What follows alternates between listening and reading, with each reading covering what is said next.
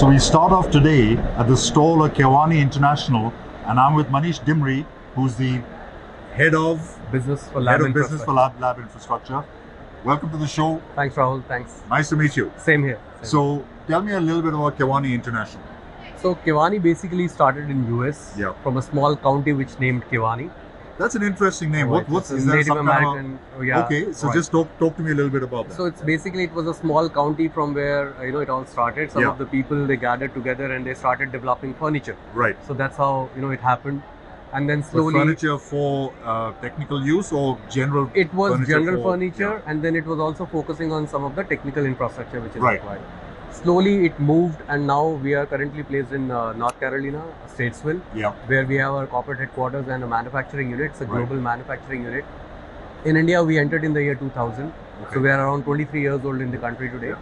And one more interesting diversification which we have done from our roots is basically moving from products category to doing complete infrastructure projects. So turnkey solutions. So turnkey solutions, yes. Okay. So Indian entity is basically doing international business, anything from Iceland to Greenland to New Zealand, apart from North America and South America. And we are basically doing design and build EPC projects for R&D infrastructure, quality control infrastructure for diversified industries. You name pharma, biotech, food and beverages, oil and gas, and for that matter, electronics and semiconductors. So we actually literally build lab infrastructure for all these industries. So it's like where sensitivity is high, and regulations and compliance is extremely important. So you concentrate on that. So there's obviously a lot of engineering and scientific thought that needs to go into whatever you do. Okay, so here we are in Hyderabad. How's it been going thus far? So as you know, Hyderabad is one of the hubs of pharma and biotech. So and it has always been one of the largest business contributor to Kewanee Indian business.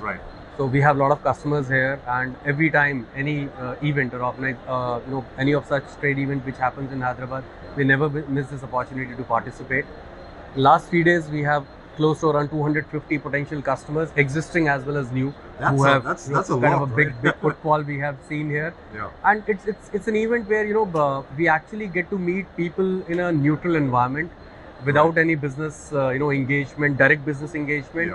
And it gives that freedom to talk more about what we stand for, apart from that regular business solution which we offer to some of which will happen in any case, because this is only the first phase of the entire business development process.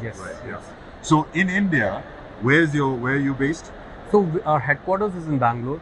Our manufacturing unit is also in Bangalore, but we have other 3 regional offices in Delhi, Mumbai and Hyderabad. So we have a full-fledged regional office in Hyderabad.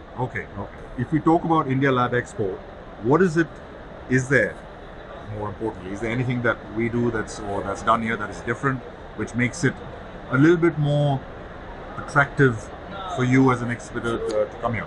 See, the first thing which comes to my mind and strikes is the name itself, Lab Expo. So it gives the visitor that first impression that we are talking about labs. So it's very targeted. It's very targeted in that sense. So any visitor who is coming is relevant to that laboratory space. And which India Lab means it's basically for the country, Instead of that, when you talk about CPHI or BioAsia, it's the name itself and the event, the whole the whole campus is the positioning is a little different than what it is here.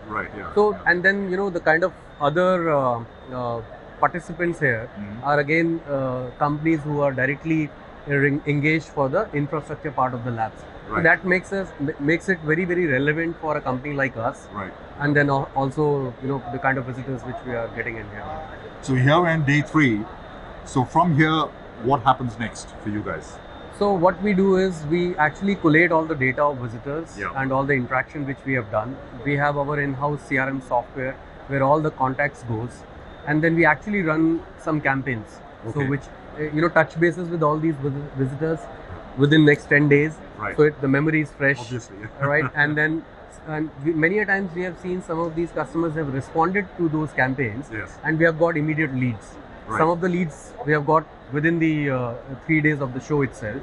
So we built upon that.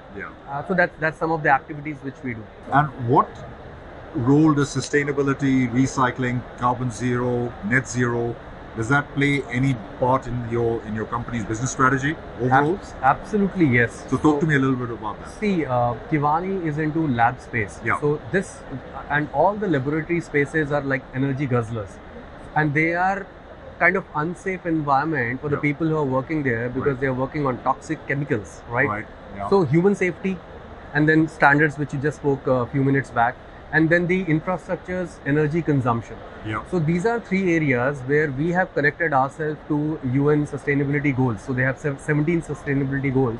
We have connected ourselves to three of them. So one is good well-being of humans, Yes. innovation and infrastructure for industries, and then the rest is the sustainability part of it. Right. So what we do is we kind of introduce IoT and 4.0 technology into monitoring some of these energy infrastructures, safety infrastructures, and bringing it as a dashboard to the facility management team of these companies. Okay. Now what it helps is, one is real-time monitoring and behavioral change which it can drive towards how the user uses the facility in a safe SOP, with a safe SOP, and how the facility management team really operates that facility. So there was, we started this journey some 3-4 years back, and there were some real eye-openers for us as well as for the customers, and we have kind of done around more than 50 projects where we have actually enabled the infrastructure on IoT, which is directly helping them save energy on the operations side of it. Right. So a lot of other elements to it. Yeah. I got an opportunity to speak about it yesterday basically, because there was a small conference on the lab automation. Okay. So I actually spoke on the same subject. Okay, so you're one of the experts on the panel. Yes, not the panel was, before panel there was a presentation which was on the lab automation side. Right.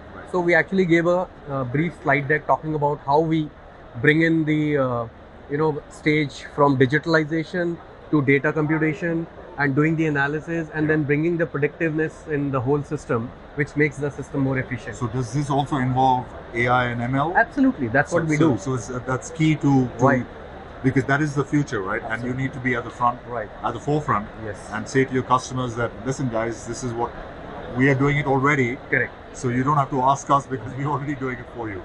See, the whole idea is to make it a more relevant business case for our customers. Yeah. Because this whole infrastructure is built for a longer time. And then, as it grows old, then there are more chances of leaking energy. Right. So how we bring in that smartness and intelligence in the overall system, so that it always keeps the whole system smart, intelligent, and more efficient. So that's the whole idea. Well, Manish, thank you so much for your time. Thank you so much. And I really look forward to seeing you next year, where we'll be back again in Hyderabad. And wish you all the best for the rest of the show. Thank you. Thank you. Same to you. Thanks.